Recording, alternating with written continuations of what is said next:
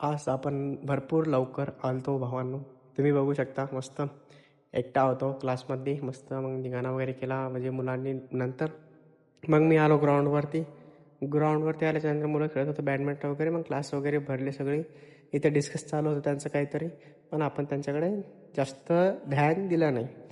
मग भावानो आम्ही अभ्यास वगैरे केला आणि मग झाला ब्रेक.